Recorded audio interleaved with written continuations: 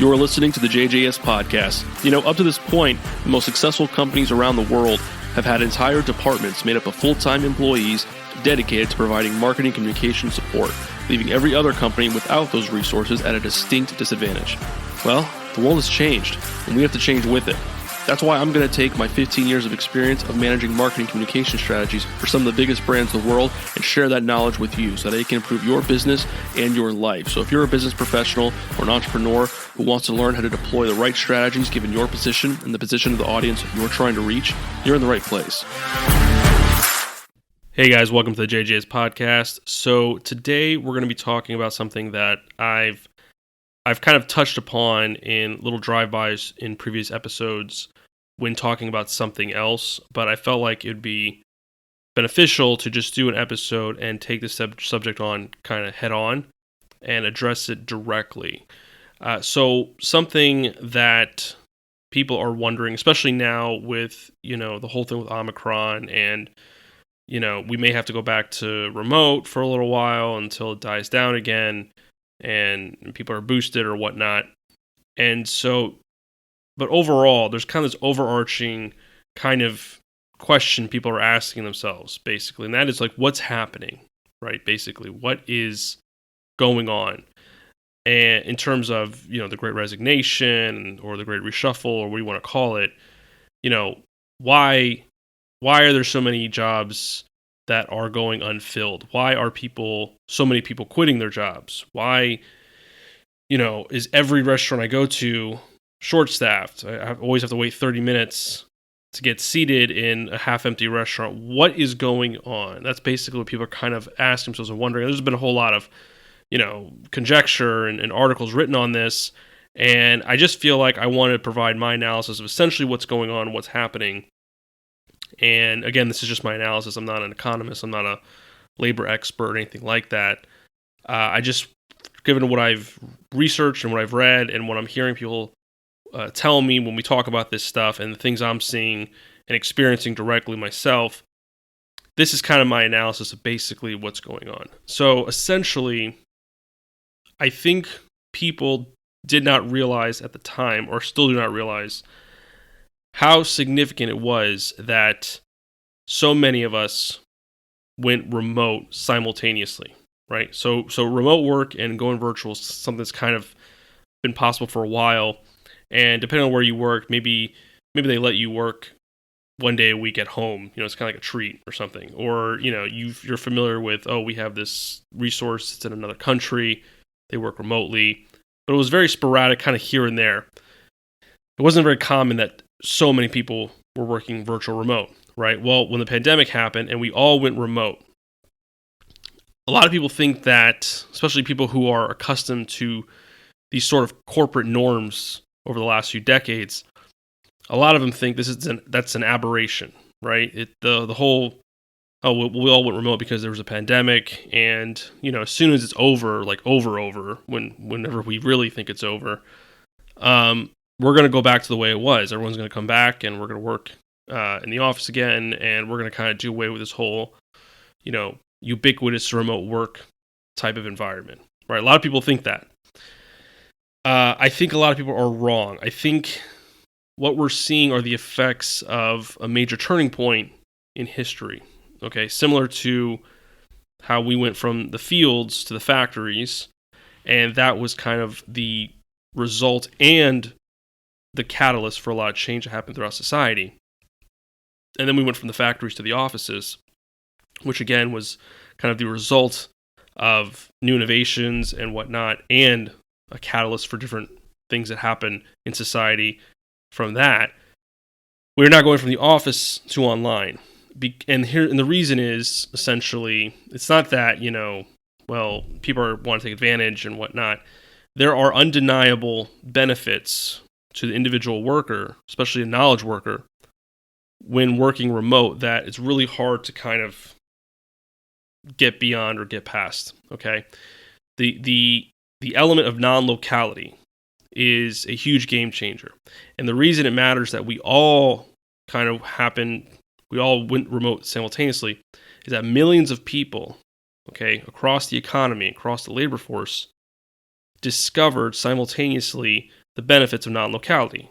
Okay, and then what I mean is from the small to the great. So, the way it was before, and I'll just give you an example of how it was for me. I used to wake up, really early in the morning, right, 4:45 in the morning. I don't wake up that early anymore. I should. My wife would be happy if I did, but I don't. Wake up 4:45 in the morning. You do your morning routine. You wash up, you get dressed, you get in the car, you drive to work, right? And for me, it was an hour drive. If I was leaving super early, it was a little less than that, but it's an hour drive, right? And then you get to work, and you might go through some emails, and then people start talking to you, and then your day's filled with meetings, 90% meetings, okay? And then what do? After that, you get in your car and you drive home. And if depending on where you lived in relation to where you worked, it could be an hour, another hour, or hour and a half, 2 hours, okay? Then you get home and you're wiped out and you're exhausted, and your family wants to spend time with you, but you're completely just mentally drained. And then you eat dinner, you go to bed, you do the whole thing over again, right? Well, now what is it like? So you wake up in the morning, right? You do your morning routine, you wash up, you go straight to work, right? So you get that hour that you were driving, being able to actually do stuff. So that's 5 more hours a week. And now you don't have to go out to lunch as often, right? You don't, when you're working, yeah, you can bring home lunch, leftovers, but how many times do you want to do that, right? It was kind of part of office culture to go out to lunch, to grab food with somebody or other people, whatever. And that added up, okay, over time, over the course of a year. I mean, how much did you spend on lunch? If your company didn't provide it, which if they did, you're very fortunate. But even then, you get tired of the food and you want to try something different. Now you eat at home, right? And so there's a significant savings. Then what do? You keep working, right? And you might work through 6, 7, 8 o'clock, right? You're kind of always on. So how many more hours are you able to actually do stuff and pump work out? Substantially more. I mean, you saved an hour drive there. You saved an hour and a half to 2 hours on the way back. You're talking 10 to 15 extra hours a week that you now have. Plus, how much are you saving in gas, right, in the commute? That's a significant amount of money over the course of a year. That's something else I hear all the time from people is, James, I'm saving so much money just in gas alone. It's like getting a raise, right? So you save money in lunch, you save money in gas, and you have all this other extra time on your hand. So millions of people experienced that simultaneously, and they found there was different ways to make money online, virtually. Okay, you could do freelance work on the side. You could work an entirely different job, which some people are doing. I don't recommend you do that or be fully employed in 2 places, but some people are doing that. But other people are just working in contract working on the side. You can, do through YouTube. You make money through YouTube. You can, there's the possibilities are endless, and the element of non-locality, not having to physically be in one spot, open up a lot of those possibilities for a lot of people all at once. So what's happened is people don't have to work for one place anymore, and they certainly don't have to work for a place they hate anymore. So what they're doing is they're either just not going to take those jobs again and doing their own thing solo, or they're resigning completely and quitting from their jobs because they don't like it anymore because it's toxic, or they don't want to work in the office anymore. They want to continue to work remotely. They want to do something else completely different, or they're holding on to a job and doing something else and waiting until they get terminated so they can get a package, right? So all these things are kind of happening at once, and it's because that dependency that workers used to have on employers has been diluted significantly now because they've stockpiled a lot of cash over the course of the pandemic, right? Rent moratoriums and things like that. They've stockpiled their government checks. So they have a lot of cash on hand, and they found that not having to be at a physical place affords them a multitude of other opportunities to make money. Not necessarily that are tied to work or employment, but other things that are completely online. And so I think that has changed the game forever, right? And that's kind of consistent with the arc of history. I mean, throughout human history, people have become more and more economically autonomous, economically independent, right? If you look at where things kind of started in terms of labor and how they've changed over time, people have become more and more economically autonomous, right? So I think this is the next big step to that. And I think what's happening is there are people who are from the old world, from the old corporate world, an old corporate species, so to speak, who thrived in that environment, who thrived in the corporate bureaucratic kind of, game kind of BS kind of environment, and they are now in powerful positions, right? Because they've been good at that game for so long that it all got disrupted and blown up now, and now they're dealing with a world of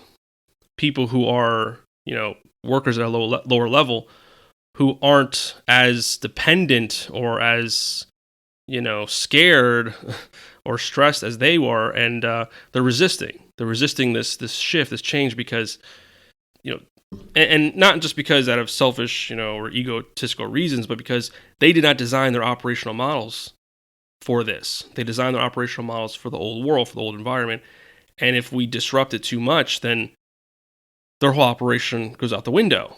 So they have to change everything, right? As there's a saying, they say you have to build the plane as it's flying, and they don't want to do that, right? They just want to return everything the way it was before, but many of us are not able to do that, really. We've tried. I mean, I'll be frank with you. I've tried to go back to the way it was before in some ways, and it just didn't work for me. I mean, there were still people that had it's as if the pandemic didn't happen, right? They still had this kind of attitude, well, I'm an executive, and you can't use my first name when you email me and things like that. And it's like, wait a second, man.